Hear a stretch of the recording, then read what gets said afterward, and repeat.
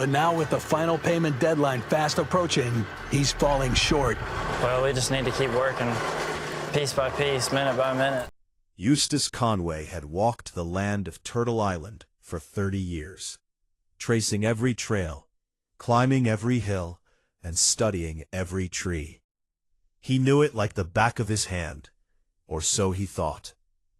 This land was his sanctuary, a place where he taught primitive living skills, built cabins, and helped others reconnect with nature. The rolling hills, the dense forests, and the clear streams had always been familiar, friendly even. On a quiet morning, he set out to clear a spot for a new workshop, a place where he could teach timber framing to visitors while keeping the wilderness feel intact. He preferred mornings alone, the air crisp, the sounds of birds and rustling leaves grounding him, letting his mind settle into the steady rhythm of physical work. He chopped away brush, cleared undergrowth, and leveled small patches of soil with a shovel, as he had done many times before.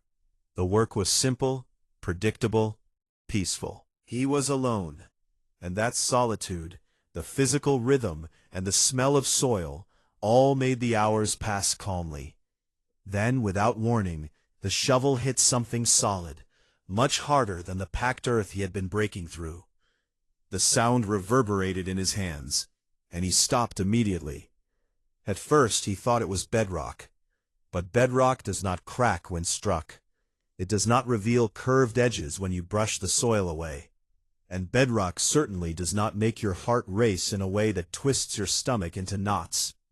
Eustace knelt down, brushing away dirt with trembling fingers, and then he saw it. The curved edge of bone, the unmistakable dome of a human skull. He froze, not out of fear, but out of disbelief. He had cleared countless parts of Turtle Island before, walked through these woods for decades, and never found anything like this. He set the shovel down carefully, his hands shaking, and stared at the earth, trying to convince himself it was an animal burial, maybe a deer or a bear. But he knew, deep inside, that hope was false. The shape, the placement, the deliberate positioning of the burial, it was human. He pulled out his phone, signal barely reaching this remote section of the land, and dialed the local sheriff's office. The conversation was brief, surreal, almost cinematic. Dispatchers immediately shifted from routine questions to urgent concern. "Are you in danger?" they asked. "No, nothing like that," Eustace replied. "The remains are old, very old, but they are human, and they need investigation." Within an hour, a team of deputies and forensic experts was on the way, and Eustace sat on a nearby log, staring at the skull, and thinking of all the years he had walked this land, teaching, building, and caring for it, never realizing that secrets lay beneath his feet, hidden for more than a century. The forensic team arrived, led by Dr. Sarah Hriss, a consulting anthropologist. Her gaze was professional, her movements precise. She photographed the skull, analyzed the soil, and quickly realized this was no ordinary burial. It was deliberate, concealed, hidden with intent. There were no markers, no signs of commemoration, no artifacts or grave goods. This suggested something sinister. Someone wanted this person to remain lost to history. Dr. Hriss instructed Eustace to expand the search perimeter. What else might be buried nearby? As the team began their work, Eustace reflected on the cabin he had been restoring 3 months earlier. The cabin, the oldest structure on Turtle Island, had been in disrepair, neglected for decades. While removing old panels on the north side, he had found a hidden section of wall, crude in construction, unlike the rest of the cabin. Behind it, he discovered a metal box, sealed for decades, containing brittle, yellowed documents. Among these papers were letters from Thomas Bradshaw, a man living in 1897, who described land disputes, threats, and fears for his family's safety. In the letters, Thomas detailed how the Harrow family had harassed them, stolen cattle, fired shots into their home, and used legal and illegal means to claim their land. The documents revealed desperation and tragedy, culminating in Thomas and his family disappearing. These historical records now intersected with the discovery of human remains, creating a chilling connection. The land Eustace had loved for decades was hiding a violent past. As forensic teams began mapping the area, using ground-penetrating radar and careful excavation techniques, the truth started to emerge. Multiple anomalies suggested more than one grave, hidden deliberately to obscure evidence. Eustace realized that the small patch of soil he had disturbed was not an isolated incident, but the center of something much larger. Each step, each hole dug, and each piece of evidence unearthed strengthened the connection between the Bradshaw letters and the graves he now faced. He understood that Turtle Island was a place of life, teaching, and growth, but it was also a place that had once witnessed terrible violence, hidden from sight for over a century. As the morning faded into afternoon, Eustace walked along the trails he had maintained for decades, seeing the land with new eyes. Every tree, every stone, every clearing carried a story, and some stories were darker than he could have imagined. The solitude he had once cherished now felt heavier, laden with history and loss, and he understood that his role as caretaker of Turtle Island had changed. The land now demanded more than stewardship of nature. It demanded acknowledgement, reflection, and reckoning. It demanded acknowledgement of the past, recognition of injustice, and a willingness to confront truths that were buried and forgotten. After the initial discovery, Eustace and the forensic team began piecing together the story of Turtle Island's hidden past. The documents from the metal box told a harrowing tale. Thomas Bradshaw, writing in October 1897, described escalating threats from the Harrow family over disputed land claims. Their harassment had begun with legal arguments, but quickly escalated to violence. Thomas described 2 of his cattle being slaughtered and shots fired into his home while his wife and children slept. He pleaded for help from local authorities, but the sheriff refused to act, claiming insufficient evidence, while neighbors stayed silent out of fear.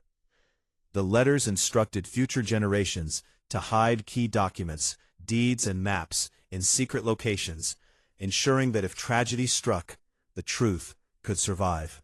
Weeks later, Thomas's brother reported the disappearance of Thomas, his wife Mary, and their children. Newspaper clippings, fragile and yellowed, claimed the family had mysteriously abandoned their homestead. But as Eustace read these accounts, comparing them to maps and property surveys, he realized the official story was false. The graves he and the forensic team were uncovering matched the approximate location of the Bradshaw cabin, showing that the family had not simply vanished, but had been violently removed. The excavation grid revealed 6 distinct anomalies, each likely representing human burials, clustered near the old cabin site. Dr. Hurst and her team worked carefully, knowing that uncovering century-old graves required patience, precision, and respect for the deceased. The first grave, a partial adult male skeleton, showed signs of blunt force trauma to the skull and binding around the wrists, evidence that this person had been executed. Subsequent graves revealed similar horror: an adult female, children, and an infant, each buried shallowly, each unmarked, each evidence of violence intended to erase them from memory. Witnesses and local residents began to come forward. Eleanor Pritchard, a 92-year-old woman, recounted stories her grandmother had told about the Bradshaw family's fate. She remembered hearing gunshots the night the family disappeared and watching as their cabin burned the next day. She explained how the Harrow family controlled local authority figures, including the sheriff and the judge, ensuring that no one could challenge their claim. Another elderly resident, Curtis Wilcox, described stories from his grandfather, who had helped clear land after the Bradshaw family disappeared.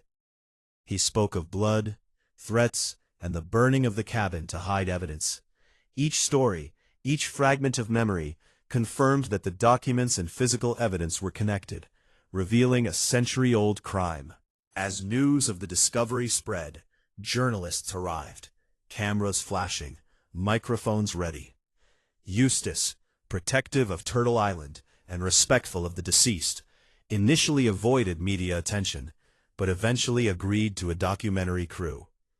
Rebecca Bradshaw Collins, a great-great-granddaughter of Thomas Bradshaw, arrived to confront the truth. Her family had spent generations documenting the events of 1897, keeping records, maps, and interviews alive, while the Harrow family consolidated their influence.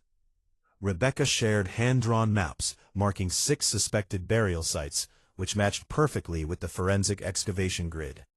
She demanded that the investigation continue and that the truth be acknowledged, insisting that history could no longer remain hidden.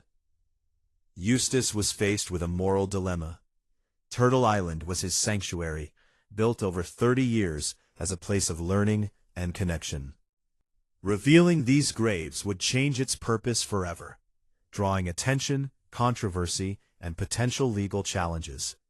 Yet the discovery demanded acknowledgement. The evidence was clear, the victims' suffering undeniable, and the families affected had waited over a century for recognition. The forensic investigation expanded with each passing day, uncovering new graves, confirming the pattern of deliberate concealment, and revealing the full scope of the Bradshaw family tragedy. Eustace walked the land at night, reflecting on the past, imagining the horror the Bradshaw family had endured, and contemplating the responsibilities he now held. This was no longer just about ownership or teaching skills. It was about justice, memory, and honoring the lives lost. The investigation became a balancing act between historical truth, ethical responsibility, and the personal toll on Eustace and those involved. Local authorities, journalists, and descendants of victims pressed forward, while the presence of the Harrow family and their modern influence cast shadows of caution and tension over the work. Every excavation, every discovered bone, every historical record brought clarity and sorrow. Turtle Island, once a symbol of natural learning and connection, was now also a site of historical tragedy, a reminder of the darker side of human ambition, greed, and violence. Eustace's understanding of his land deepened. It was not just a sanctuary, not just a home. It was a witness, holding memory of lives lost, struggles endured, and injustice concealed. The moral weight of history became tangible beneath his feet, in the soil he had walked upon, and in the shadows of the trails he had cut. With Rebecca's guidance, the investigation pressed forward, despite threats, subtle intimidation, and warnings to halt the work. Legal documents were filed, petitions made, and historical records accessed, ensuring that the truth would survive, no matter the obstacles. The story of the Bradshaw family, once silenced by fear and violence, was finally being reconstructed. Turtle Island became both a classroom and a memorial, a place where primitive skills were taught alongside the reminder that history, no matter how deeply buried, could not remain hidden forever. Every tool, every step, every excavation grid now carried the weight of centuries, connecting the present to the past in ways Eustace had never imagined when he first set foot on the land. As the final graves were uncovered, the full scope of the tragedy became undeniable. 3 of the burials contained children, positioned as if holding each other, evidence that they had been buried alive, or at least treated with extreme cruelty. The forensic team, led by Dr. Chris, documented every detail with precision, photographs and measurements providing proof that could survive legal scrutiny.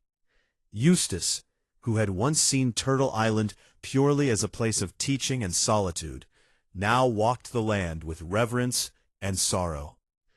Each trail he had cut, each structure he had built, had been above hidden witnesses to injustice.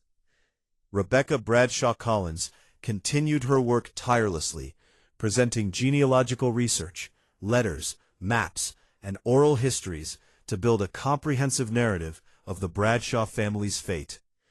She demanded acknowledgement, proper burial for her ancestors, and public recognition of the crime. Together, Eustace and Rebecca organized a proper memorial on the land, ensuring that the victims were honored. The press, initially sensationalizing the story, shifted focus to historical justice and the rediscovery of a long-buried atrocity.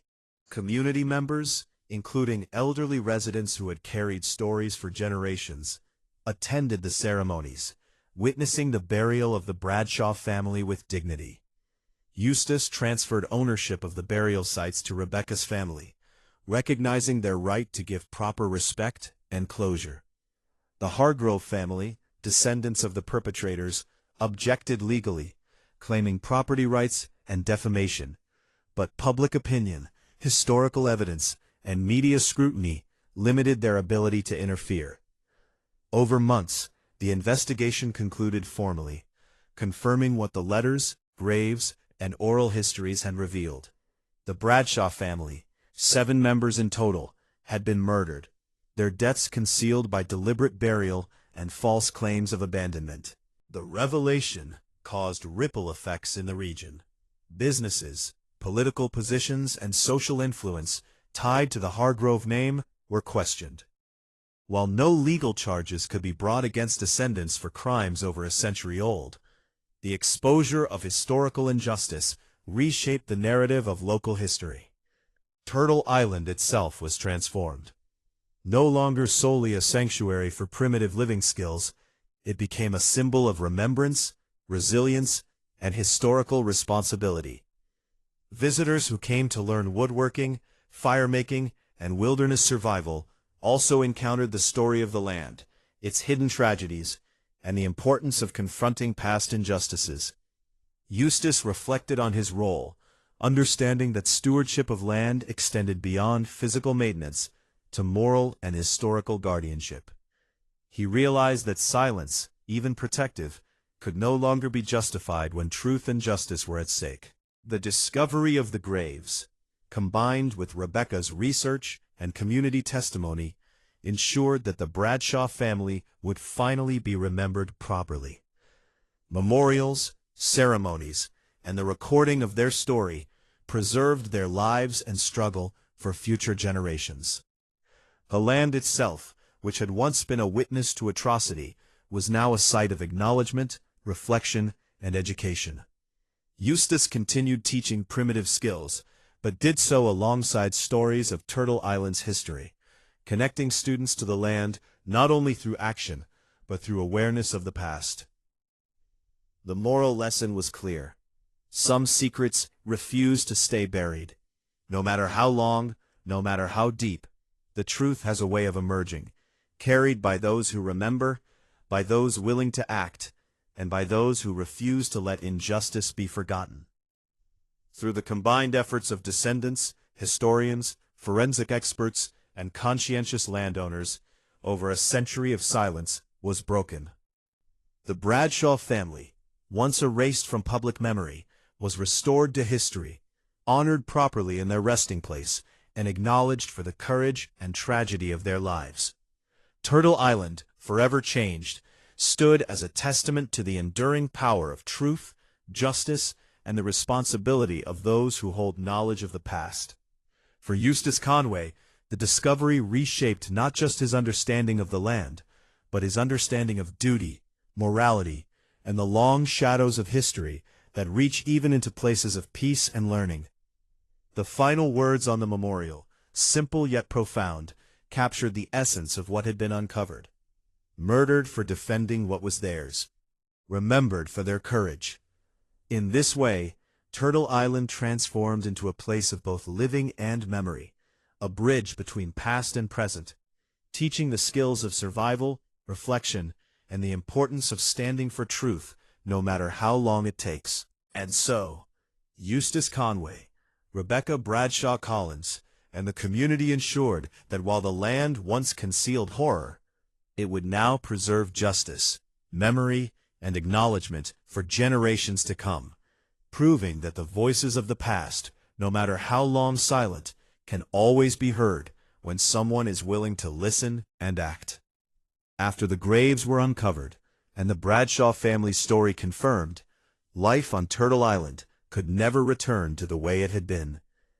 The land that had once been Eustace Conway's sanctuary, the quiet place where he taught people to build cabins, start fires, and live close to nature, now carried the weight of history. Every trail he walked, every tree he leaned against, and every structure he had built reminded him of the terrible events that had occurred more than a century before. The media attention had not diminished.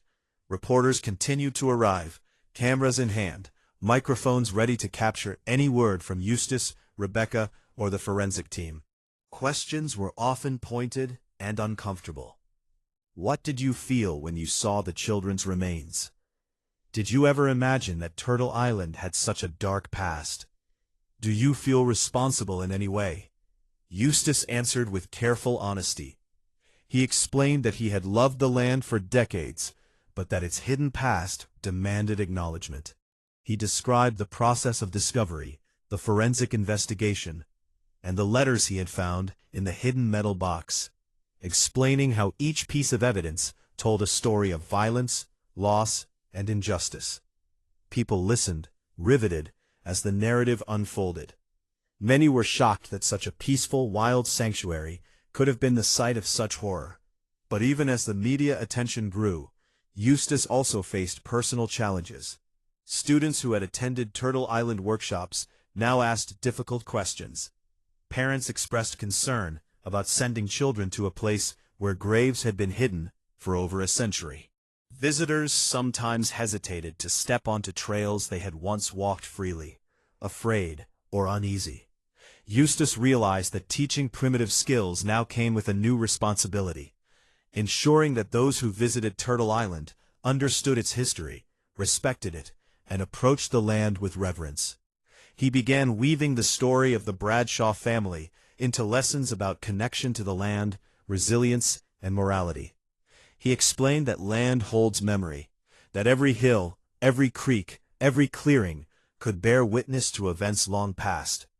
He taught that understanding history, even its darkest chapters, is part of learning to live consciously and responsibly in the present. Rebecca Bradshaw Collins, meanwhile, worked tirelessly to ensure that her ancestors were finally honored properly. She coordinated with local authorities to arrange a burial ceremony for the Bradshaw family, ensuring that each family member, Thomas, Mary, and their 5 children, received a dignified resting place. Hundreds attended the event, including community members who had lived their entire lives hearing stories of the Bradshaw tragedy, journalists, historians, and descendants of families who had witnessed or remembered the events. Eustace stood quietly during the ceremony, reflecting on how justice, even delayed by over a century, could still arrive. The graves were carefully lowered into the earth, coffins placed side by side, and a memorial stone erected at the clearing where the Bradshaw cabin had once stood. The inscription read simply, yet powerfully, "Murdered for defending what was theirs, remembered for their courage." It was a sentence that carried the weight of history, a tribute to lives lost and to the truth that could no longer be denied. The presence of the Hargrove family, descendants of the perpetrators, complicated matters. Lawyers representing them sent cease and desist letters, claiming that public acknowledgement of the murders and the family's involvement could harm reputations and constitute defamation. Some community members, loyal to local influence or wary of conflict, suggested that the story had already been told and that it was time to move on. But Eustace, guided by the moral clarity Rebecca represented, refused to remain silent. He understood that Turtle Island was more than his property. It was a piece of history, a landscape that demanded justice and remembrance. With careful diplomacy and legal oversight, Eustace allowed the investigation and documentation to continue. Historians, genealogists, and forensic specialists had already mapped the graves, documented evidence, and collected oral histories from elderly residents who remembered whispers and stories passed down for generations. These accounts, corroborated by letters and archaeological evidence, solidified the narrative. Over the following months, the impact of the discovery rippled through the wider community. Historical records were corrected to include the Bradshaw family's tragedy. Local archives preserved copies of Thomas Bradshaw's letters and the maps Rebecca had provided, ensuring that future generations could study and remember the events accurately. Businesses and public offices connected to the Hargrove name faced scrutiny. Some family members resigned from leadership roles, while others faced public protests or boycotts. Though the descendants themselves were not legally culpable, the moral weight of the story cast a shadow over their prominence. Turtle Island itself transformed in meaning. Workshops continued, but now students and visitors were encouraged to reflect not only on primitive skills, but on the responsibilities we carry toward history, community, and memory.